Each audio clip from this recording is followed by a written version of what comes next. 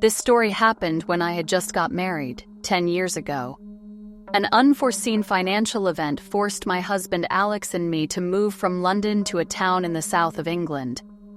But for lack of time to look for somewhere, we went to live with my brother-in-law, who had a house big enough to house us together with his wife Jane and the couple's 2 children. They had a 4-year-old daughter called Ada and a newborn son called Lester. At first, Ada and I got on very well, and I realized that she was ignored by her parents, but I didn't want to tell her that. Most of the family's attention went to Lester, and Ada was usually left out of their plans. She was very lonely and sad when I first met her, which is perhaps why I always saw her playing by herself and talking to an imaginary friend she called Taylor. When I started spending more time with her, strange things started happening around the house. But they didn't just happen all the time.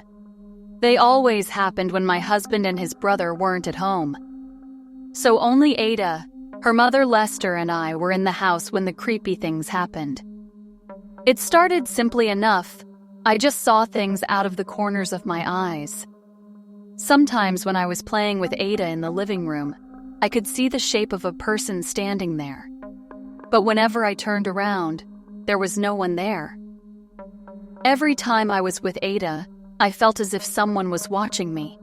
I was bothered by it, but as it didn't seem to bother Ada, I thought I was overreacting and tried to ignore whatever it was.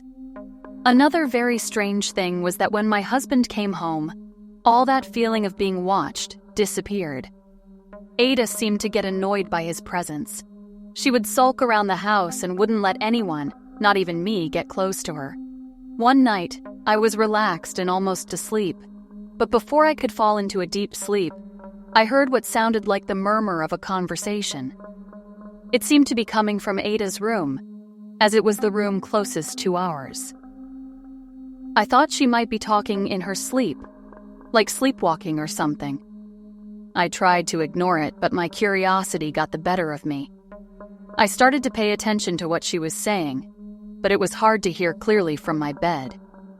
All I could hear was the sound of her voice, but I couldn't identify any words since she spoke so quietly. I noticed that the light in her room was on, and I looked at the digital clock on the side of our bed, and it was 11:49 p.m. But what could a 4-year-old girl be doing up at that hour?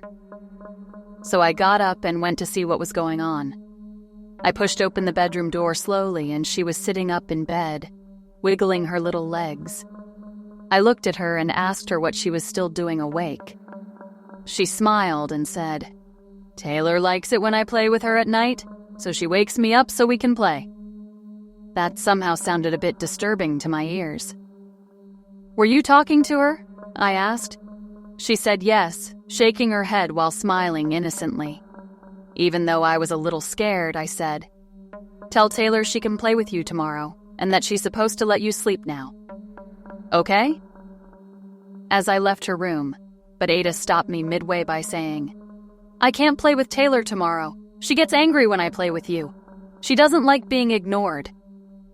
At that moment, I was terrified and nervous at the same time, and said in a harsher tone, "Go to sleep, Ada." As I left her room, I felt a shiver run up my spine, something telling me that something there wasn't right. And that was just the start of it. The next morning, I decided to have a chat with Jane about what was going on with Ada. I asked her if Ada used to make up stories about Taylor, or if she had at least mentioned something about her imaginary friend. Jane looked at me confused and said that Ada had never mentioned anything to do with an imaginary friend, and that the name Taylor was something new to her. I didn't ask any more questions, and the conversation ended there before it had even begun, because I knew there was something wrong with the girl, and her parents were neglecting it to the point of not knowing anything about it. It was difficult for me to ask Ada anything about Taylor. Every time I did, she seemed to get irritated and never gave me a coherent or direct answer. Meanwhile, the feeling of being watched continued, but every day a new abnormality occurred. Whenever I watched TV, the channels changed by themselves, except when Ada was watching. When I passed her room, I had the impression that someone was there, but when I checked, It was empty. Even so, I kept hearing footsteps coming from there, even when Ada was downstairs. If all this bizarreness wasn't enough, I was even more frightened when she just laughed at unusual situations as if they were normal. One of the most bizarre events happened the day before Ada's birthday. I had bought her a nail polish that glows in the dark, but before I could deliver the present, it disappeared. I'd left it on the living room table and turned around for a few seconds when I looked back. It was gone. I searched the whole room, turning over furniture and even the rest of the house, but after hours I gave up and decided to buy another one for her early the next morning. Do you know what upset me? That day I was home alone and I didn't tell anyone about the nail polish. That night, I was lying in my bed and I heard Ada talking to herself again. The light in her room was on, but as soon as I got up to go there, the light went out. Determined to see what was going on, I went there. When I entered Ada's room, the hairs on my body stood on end. I felt something strange, as if there was someone else in there with the girl. She was lying on the bed pretending to be asleep because she couldn't imitate the sound of someone snoring very well. So I asked, "Ada, I heard you talking. What are you still doing awake?" She kept pretending to be asleep. I called her name louder and she replied, "Taylor was showing me the present she got me." Then she took her hands out from under the covers and I could see that her nails were shining. I turned on the light and said, "Where did you find that?" I was a bit bewildered trying to figure out how she'd found that nail polish after I'd searched the whole house. Then she said, "Taylor gave it to me." I don't know why, but when she said that, it irritated me deeply. A little excited, I said, "I'm tired of hearing about Taylor. Taylor doesn't exist. Now tell me the truth. Where did you get that nail polish?" Before Ada could say anything to me, I felt an icy breath on the back of my neck and it sent shivers all over my body. My anger gave way to fear. Ada started crying and said, "Now you've made Taylor angry." There was someone behind me, but I didn't want to turn around to look at who or what it might be. And at that moment, I could hear a female voice whispering very clearly in my ear, "Get out!" I didn't need to hear it a second time. I ran out of Ada's room so fast that I almost tripped over my own foot. When I got into my room, I sat on the bed and I couldn't believe what had just happened. I was completely confused. The best thing to do at that moment was to go back to bed and sleep. The next morning, I told Alex everything that was happening with Ada. He listened to me with all the attention in the world and didn't try to come up with any explanations for anything. He just listened in silence. At the end of the conversation, Alex thought about the whole situation and decided that we would be moving soon and that I shouldn't worry about anything. At the same time as my husband's words reassured me, I was worried about Ada's future.